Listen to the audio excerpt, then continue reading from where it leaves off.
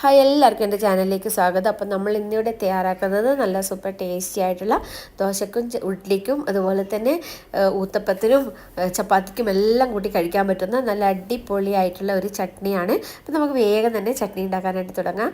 അതിനുവേണ്ടി ഞാനിവിടെ ഒരു അരമുറി തേങ്ങ എടുത്തിട്ടുണ്ട്. തേങ്ങ നന്നായിട്ട് ചിരവി എടുത്തിട്ടുണ്ട്. നമുക്കിനി അതൊരു മിക്സിയുടെ ചെറിയ ജാറിലേക്ക് മാറ്റാം. അപ്പോൾ നമുക്ക് ഈ തേങ്ങ അരമുറി തേങ്ങയാണ് ഞാനിപ്പോൾ നന്നായിട്ട് ഗ്രേറ്റ് ചെയ്തെടുത്തിട്ടുള്ളത്. ഇനി നമുക്കിതിലേക്ക് ഒരു 5-6 പച്ചമുളക് ഇടാം. ഇത് നല്ല എരിവുള്ള പച്ചമുളകാണ്. ഈ ചട്നി കുറച്ച് എരിവിൽ കഴിക്കുന്നതാണ് നല്ല ടേസ്റ്റ് ഉണ്ടാവുക.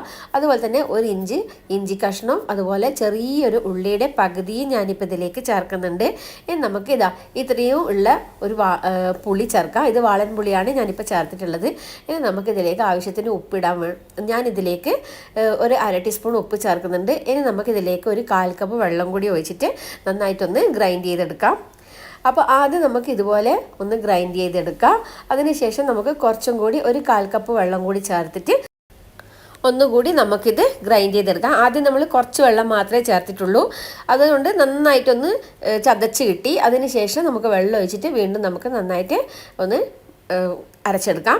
അപ്പോൾ ഇതുപോലെ നമ്മൾ അരച്ചെടുത്തിട്ടുണ്ട്. ഇനി നമുക്കിത് ഒരു പാത്രത്തിലേക്ക് മാറ്റാം.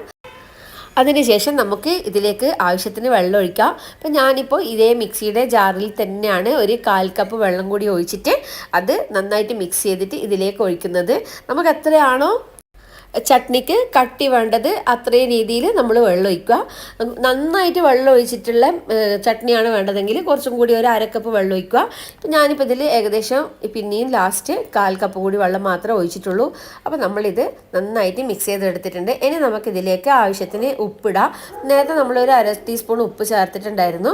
ഇപ്പം ഞാൻ ഇതിലേക്ക് കുറച്ചും കൂടി ഉപ്പ് ചേർക്കുന്നുണ്ട്. എന്നിട്ട് വീണ്ടും നമുക്കിത് നന്നായിട്ട് മിക്സ് ചെയ്തെടുക്കാം. അപ്പോൾ നമ്മൾ ഏകദേശം ചട്നി റെഡി ആയി കഴിഞ്ഞു. ഇനി നമുക്കിത് വറുത്തിടണം. അതിന് വേണ്ടിയിട്ട് ചെറിയൊരു പാൻ അടുപ്പിൽ വെച്ചിട്ട് അത് ചൂടായി വരുന്ന സമയത്ത് നമുക്കിതിലേക്ക് കുറച്ച് വെളിച്ചെണ്ണ ഒഴിക്കാം. എന്നിട്ട് വെളിച്ചെണ്ണ നന്നായിട്ട് ചൂടായി വരണം. ഞാനിപ്പോൾ ഏകദേശം ഒരു 3 ടീസ്പൂൺ വെളിച്ചെണ്ണ ഇപ്പോൾ ഇതിൽ ഒഴിച്ചിട്ടുണ്ട്. വെളിച്ചെണ്ണ നന്നായിട്ട് മൂത്ത് വന്നിട്ടുണ്ട്. ഇനി നമുക്കിതിലേക്ക് ഒരു 1/4 ടീസ്പൂണ് കടുക് ചേർക്കാം. അതുപോലെ തന്നെ നമുക്കൊരു 1/4 ടീസ്പൂണ് ഉഴുന്നുപരിപ്പും കൂടി നമുക്കിതിലേക്ക് ചേർക്കാം. ഇതൊരു മീഡിയം ഫ്ലെയിമിലാണ് ഞാനിപ്പോൾ ഗ്യാസ് വെച്ചിട്ടുള്ളത്. ഇനി ഇത് നന്നായിട്ട് ഒന്ന് പൊട്ടി വരട്ടെ. അതുപോലെ തന്നെ ഉഴുന്നുപരിപ്പും നന്നായിട്ട് ഒന്ന് മൂത്ത് വന്നിട്ട് അതിൻ്റെ കളറെല്ലാം ചെറുതായിട്ട് ഒന്ന് ചേഞ്ചായിട്ട് വരും. ഈ സമയത്ത് നമുക്കിതിലേക്ക് കുറച്ച് വറ്റൽമുളക് ഇടാം. ഇതുപോലെ ഞാനിപ്പോൾ ഒരു 3 വറ്റൽമുളകാണ് ഇപ്പോൾ ഇതിലേക്ക് ചേർത്തിട്ടുള്ളത്. ഇത് മീഡിയം ഫ്ലെയിമിലാണ് വെച്ചിട്ടുള്ളത്. അപ്പോൾ ഇത് നന്നായിട്ട് മൂത്തിട്ടുണ്ട്. അതിനുശേഷം നമുക്ക് ഇത് സ്വിച്ച് ഓഫ് ചെയ്തിട്ട് ഇതിൽ കുറച്ച് കറിവേപ്പില ഇടാം. അപ്പോൾ നമ്മൾ വറവ് ഇനി എത്രയും വേഗം നമുക്ക് ചട്നിയിലേക്ക് ഒഴിക്കാം. അപ്പോൾ നമ്മുടെ സൂപ്പർ ടേസ്റ്റി ആയിട്ടുള്ള ചട്നി ഇവിടെ റെഡി ആയിട്ടുണ്ട്. വെള്ള ചട്നി ഇവിടെ റെഡി ആയിട്ടുണ്ട്. അപ്പോൾ നിങ്ങൾക്ക് എൻ്റെ വീഡിയോ ഇഷ്ടമായാൽ ലൈക്ക് ചെയ്യാനും ഷെയർ ചെയ്യാനും സബ്സ്ക്രൈബ് ചെയ്യാനും അതുപോലെ തന്നെ നോട്ടിഫിക്കേഷൻ ബാർ ഇനേബിൾ ചെയ്ത് അതിൽ ഓളെന്ന് സെലക്ട് ചെയ്യാനും പ്രത്യേകം ഓർമ്മിക്കണേ. അപ്പോൾ ഇതുപോലെയുള്ള നല്ല അടിപൊളിയായിട്ടുള്ള സൂപ്പർ ടേസ്റ്റി ആയിട്ടുള്ള റെസിപ്പി ആയിട്ട് ഞാൻ ഇനിയും വരുന്നതായിരിക്കും. അപ്പോൾ നമുക്ക് അടുത്ത വീഡിയോയിൽ കാണാം. ബൈ.